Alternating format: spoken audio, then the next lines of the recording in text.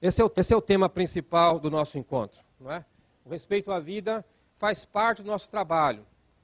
Talvez outras profissões, como um contabilista, talvez tenha essa característica um pouco diluída, mas nós fazemos isso todo dia. Talvez até um pouco redundante falar do nosso trabalho como prevencionista, se nós não pensarmos que nós temos que respeitar a vida. E, por isso, julgamos importante que essa característica do nosso trabalho pudesse ser divulgada nesse evento, em todo o material que nós preparamos. Todo o material que nós preparamos. Fazer as pessoas refletirem um pouquinho sobre o que é respeitar a vida.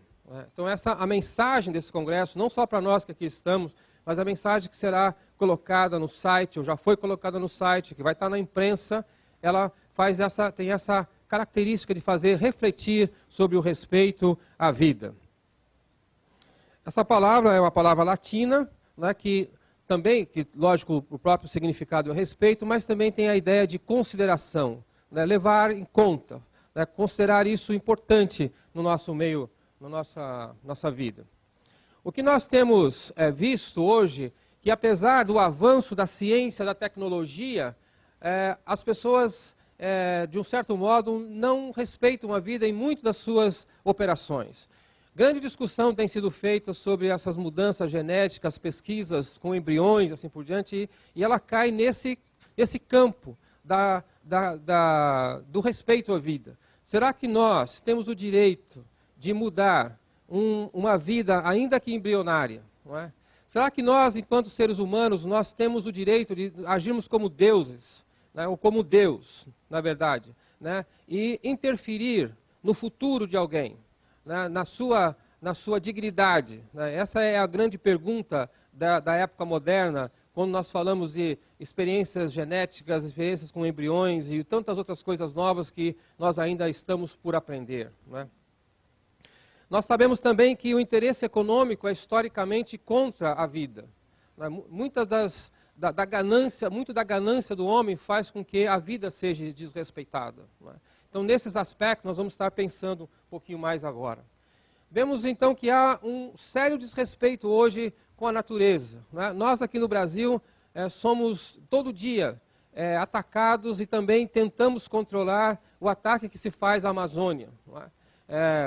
Não sabemos, às vezes, quais os interesses que estão por trás disso, mas sabemos que a ganância por novas terras e pela agricultura faz com que se coloque fogo na Amazônia, nas matas, e isso certamente vai ter o seu impacto na nossa vida, nos nossos filhos, nos nossos netos.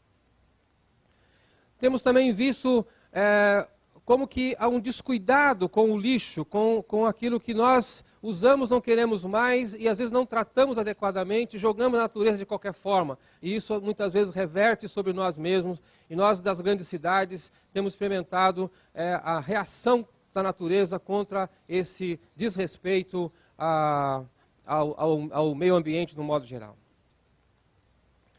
E também temos visto em alguns lugares o total desrespeito à vida das crianças. Quer dizer, quanto vale a vida de uma criança em algum lugar ou a vida de um adulto em algum lugar? São deixadas à própria sorte. Na África, em certas partes do Brasil, na América Latina, em vários outros lugares, até em alguns países ricos também. Nós sabemos que a vida vale muito pouco. E principalmente pensando no futuro das crianças. Alguém conversava comigo essa semana sobre a China, que teve por muitos anos um desprezo pelas meninas. E as famílias foram obrigadas a ter apenas um filho. E muitas vezes, quando eram meninas, eram abandonadas. Isso hoje vai trazer um impacto na vida dos chineses, né, e que talvez nós também vamos sentir dessa maneira.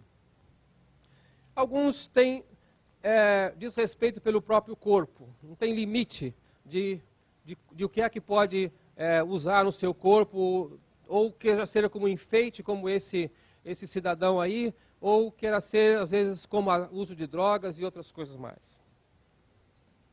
E alguns não têm respeito pela própria família, principalmente com as sogras.